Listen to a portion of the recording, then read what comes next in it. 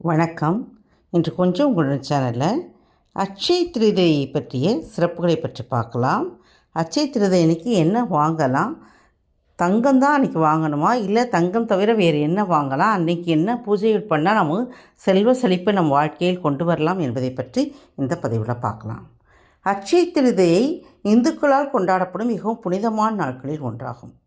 இந்த நாளில் தொடங்கும் எதுவும் எப்போதும் வெற்றி பெறும் என்பது நம்பிக்கை என்பதோடு இந்த நாள் நல்ல அதிர்ஷ்டம், வெற்றி மற்றும் அதிர்ஷ்ட ஆதாயங்களின் அடையாளமாக பார்க்கப்படுகிறது.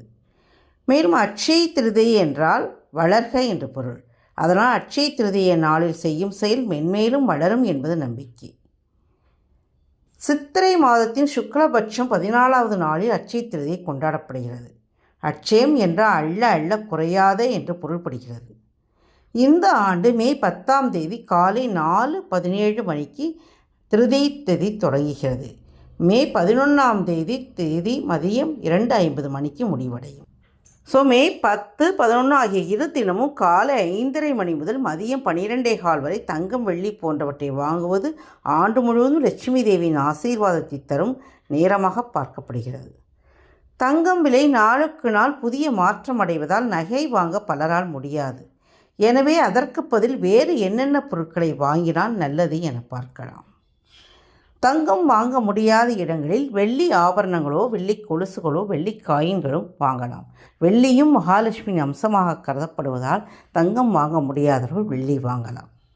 வெள்ளியும் விலை ஏறிக்கொண்டே போவதால் வெள்ளியும் வாங்க சிரமம் என்று நினைப்பவர்கள் வளத்தின் அடையாளமான பருப்பு வகைகள், பசுமை மற்றும் ஆரோக்கியத்தின் அடையாளமான கீரை மற்றும் காய்கறிகள், செல்வத்தின் சின்னங்களான தானியங்கள், அரிசி, பார்லி போன்றவை, மண் குடம், சங்கு, ஸ்ரீ எந்திரம், புனித பொருளான நெய் ஆகியவற்றை தங்கத்திற்கு மாறாக வாங்கினால் வீட்டில் அதிர்ஷ்டம் பெருகும் என சொல்ல. மேலும் தங்கம் மட்டுமே வாங்க வேண்டும் என்ற நியதி இல்லை. அன்றைய நாளில் என்ன வாங்கினாலும் அது உகந்ததே.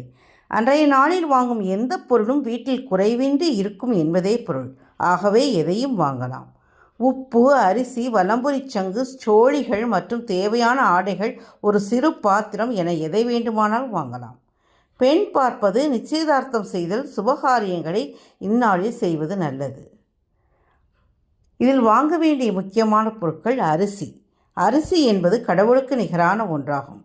ஆகவே அது வீட்டில் குறையில்லாமல் இருக்க வேண்டும் என நினைப்பவர்கள் அன்றைய தினம் அரிசி வாங்கி வைக்கலாம். அன்றைய தினத்தில் புதிதாக வாங்கிய அரிசியிலிருந்து சிறிதளவு எடுத்து யாரேனும் ஒருவனுக்கு தானம் அளிப்பதால் பல மடங்கு புண்ணியமும் தானமும் உங்கள் குடும்பத்திற்கு வந்து சேரும்.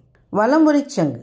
அட்சய திருதியை தினத்தன்று தங்கம் வாங்க முடியாதவர்கள் புதிதாக வெள்ளை நிற வலம்புரி சங்கை வாங்கி அதற்கு மஞ்சள் குங்குமம் வைத்து வீட்டில் பூஜை அறையில் வழிபடுவதால் லக்ஷ்மி நாராயணன் எனப்படும் திருமால் மற்றும் மகாலட்சுமியின் அருட்கடாட்சம் கிடைக்கும் என்பது ஐதீகம். அட்சய திருதியை என்று மங்களகரமான மஞ்சள் மற்றும் குங்குமத்தை வீட்டிற்கு வாங்கி வந்தால் நல்லது. அது நன்றாக பல மடங்கு பெருகும். எப்போதும் வீட்டில் குறையாமல் இருக்கும். அதனால் வீட்டே லட்சுமி கடாட்சமாக இருக்கும் என்பது ஐதீகம். அன்னதானம். அன்னதானம் செய்வது சிறந்தது. அத்துடன் அடுத்தவர்கள் பயன்படுத்தக்கூடிய பொருட்களை தானமாக கொடுக்க வேண்டும். பணமாக யாருக்கும் கொடுக்கக்கூடாது. அவர்களுடைய தேவை என்னவோ அதை பூர்த்தி செய்யக்கூடிய பொருட்களை வாங்கி கொடுப்பது நல்லது என்பது குறிப்பிட. அட்சய திருதி நாளில் தானங்கள் செய்வது நல்லது. எந்தெந்த தானம் செய்தால் என்னென்ன பலன்கள் கிடைக்கும் என்பதையும் நாம் பார்க்கலாம். தாம்பூலம் தானம் கொடுக்கும்போது அரசு வேலைகளில் அனுகூலம் நமக்கு கிடைக்கும்.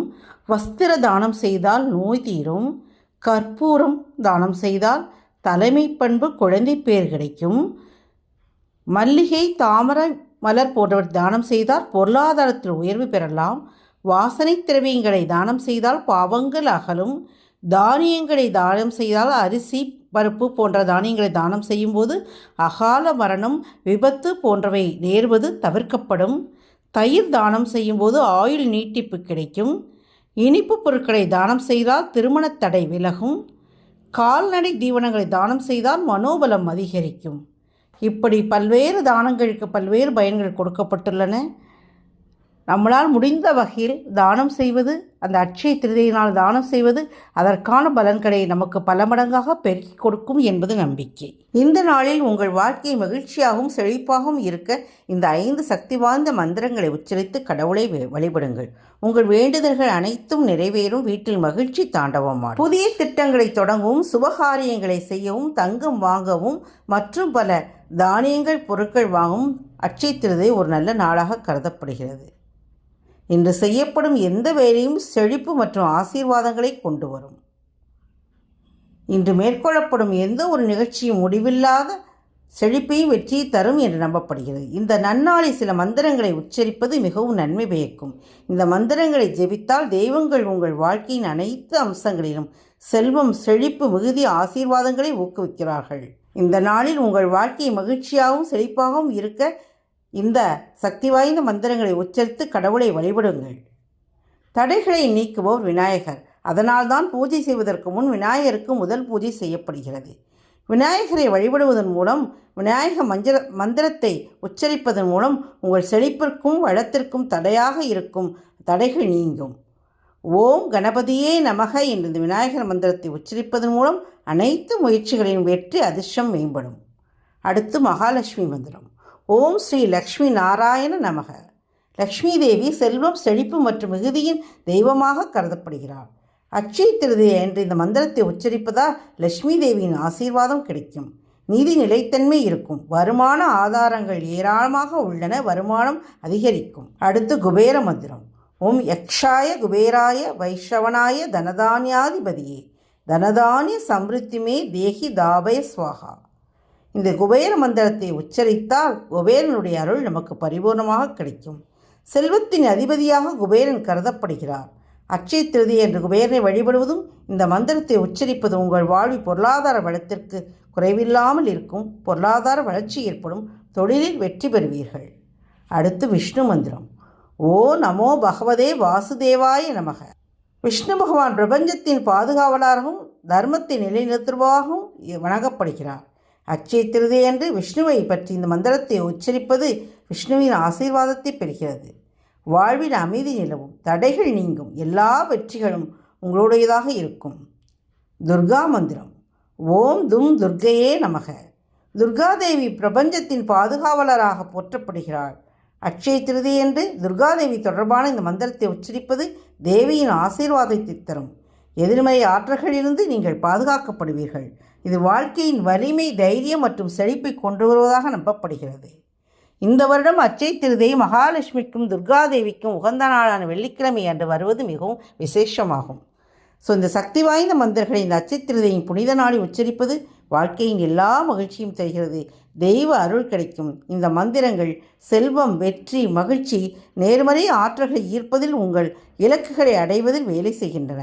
இந்த மந்திரங்களை பயபக்தியுடன் உச்சரித்து உங்களால் முடிந்த பொருட்களை, தானியங்களாக இருக்கலாம், பாத்திரங்களாக இருக்கலாம், புத்தாடைகளாக இருக்கலாம், தங்கமும் வெள்ளியும் வாங்க முடியாத உங்கள் முடிந்த பொருட்களை வாங்கி, குறிப்பாக அரிசி, மஞ்சள், குங்குமம், கல்லுப்பு போன்றவற்றை வாங்கி அதை பூஜை அறையில் வைத்து இந்த மந்திரங்களை உச்சரித்து பூஜை செய்யும்போது எல்லா தெய்வங்களின் அருட்கடாட்சம் கிடைத்து உங்கள் வாழ்க்கையில் மென்மேலும் பல முன்னேற்றங்கள் ஏற்படும். உங்களுடைய பிரகாசமான எதிர்காலமாக உங்களுக்கும் உங்கள் குடும்பத்தினருக்கும் அனைவருக்கும் அமைய என்னுடைய வாழ்த்துக்கள். இந்த பதிவு உங்களுக்கு பிடிச்சிருந்தா சேனலை மறக்காமல் சப்ஸ்கிரைப் பண்ணி கூடவே ஆளுங்க பெல் பட்டன் அழுத்துங்க. அப்போ தான் நான் போடுற வீடியோஸ் நோட்டிஃபிகேஷன் உங்களுக்கு கிடைக்கும். லைக் பண்ணுங்கள், ஷேர் பண்ணுங்கள். உங்கள் வீட்டில் நீங்கள் எப்படிலாம் அட்சய திருதியை கொண்டாட இருக்கிறீங்க, எப்படிலாம் கொண்டாடி இருக்கீங்கிறத கமெண்ட்டில் பதிவு பண்ணுங்கள். மீண்டும் பேசலாம். நன்றி, வணக்கம்.